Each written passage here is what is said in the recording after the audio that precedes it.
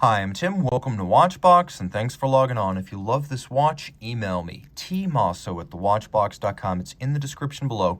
Your purchase and pricing email question line for buying this or any watch you see on any Watchbox platform.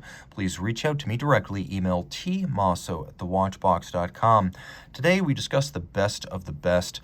A debut on this channel. This is the Credor H2. Now, there are several different ways to pronounce the name of this watch, most of which are incorrect. I hear people calling it Aiki. It's very tempting to pronounce it the way it's written, but my understanding of the Japanese is that this watch is pronounced roughly H2, so Hummer H2, just like that. The watch was released in 2015, the sequel to the original that had a power reserve on the dial and a much smaller 35mm case. This sequel watch is 39mm in diameter, in platinum, with a thickness of 10.5 millimeters and a lug-to-lug dimension of 45 millimeters with a 19 spacing between the lugs. Throwing it on my wrist, which is 16 centimeters in circumference, it's certainly more contemporary than the 2008 35mm model. It's not thick, and you can see with a sloped case flank, it will slide easily underneath the cuff. I could recommend it for a wrist as small as 13.5 centimeters circumference. You can see compared to my arm and my hand, it is really quite compact. The watch is equipped with a lovely strap, large rectangular scale, alligator leather. It has a gloss finish. It has a folded edge, a monotone stitch.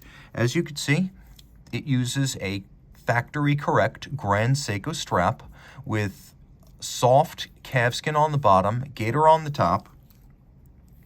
And the thing about these Grand Seiko and Credor straps is that they are buttery smooth, even when, as this one is, they are brand new. These are probably the most comfortable leather straps in the world.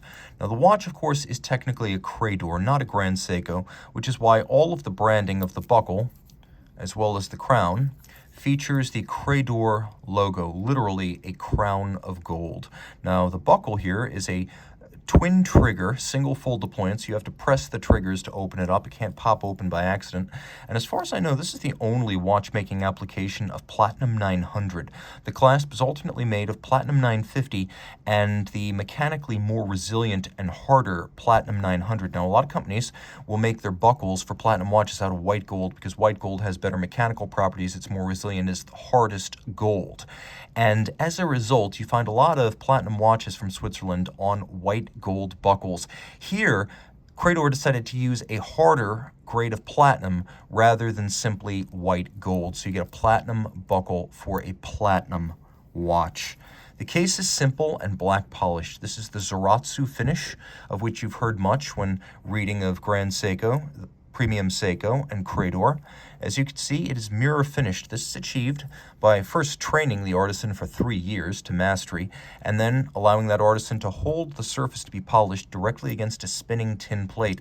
The result is what you see here, what the Swiss would call black polish, but rendered across a huge component, case and bezel. Normally, black polish is found on tiny pieces of Swiss movements. Here, we have an entirely hand-polished case. You can also see that there's a combination of a curvature to the case flank, and then the bezel is domed with a little bit of a vertical edge. We have rather spare, somewhat vintage-inspired projecting lugs, and once more you can see that crown of gold on the crown. The dial is made of porcelain, and it's made by a local supplier, but the painting, the actual creation of the characters and the letters, that is done in-house at Grand Seiko and Seiko's Micro Artist Studio.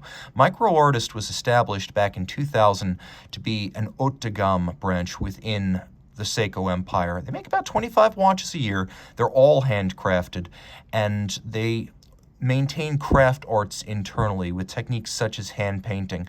If you look closely, you can see that the painting of Credor, of course in Latin alphabet here, it is not perfect, and it's more beautiful for that. All of that is done generally using a single bristle, a Japanese brush by an artisan who has mastered the art of painting on porcelain. The porcelain itself is chemically just about identical to ceramic, so it's a cooked glass-like material that will never oxidize or tarnish.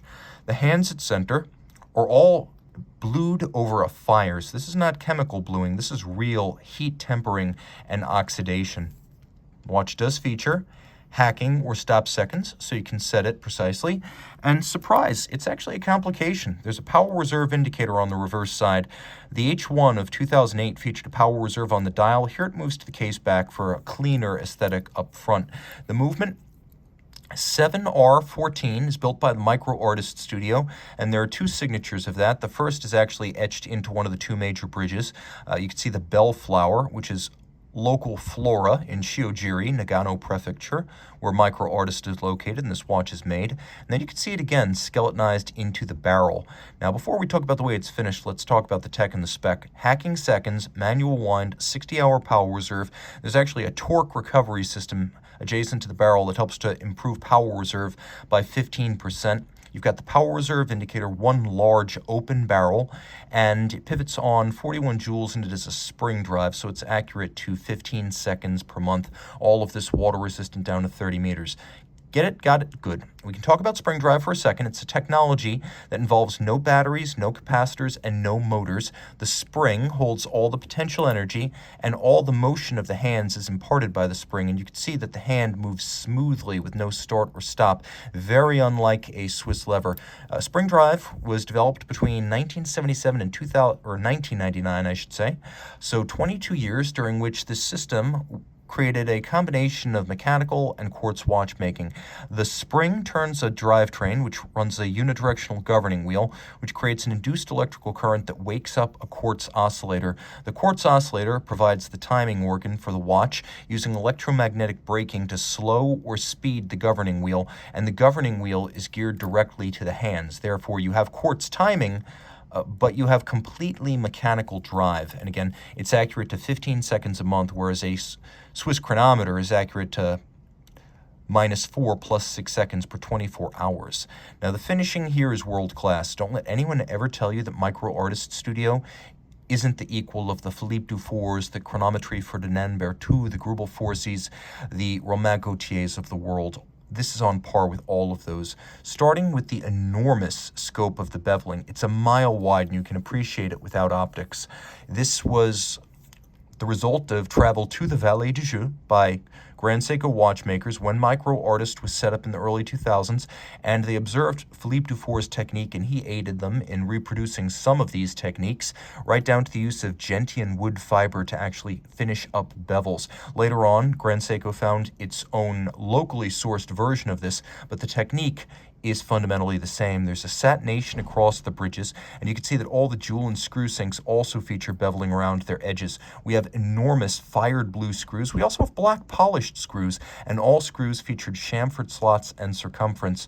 You can see that we have an open barrel, and if you look at the edges of the cutout, you can see those have also been internally beveled, and the barrel's made of steel, so that's even more impressive. If you want something that's on par with the best, but far less common, this is right up your alley.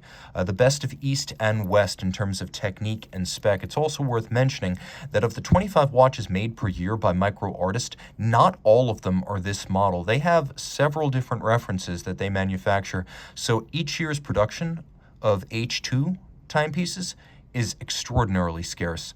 Reach out to Team Mosso at thewatchbox.com for purchase and pricing details.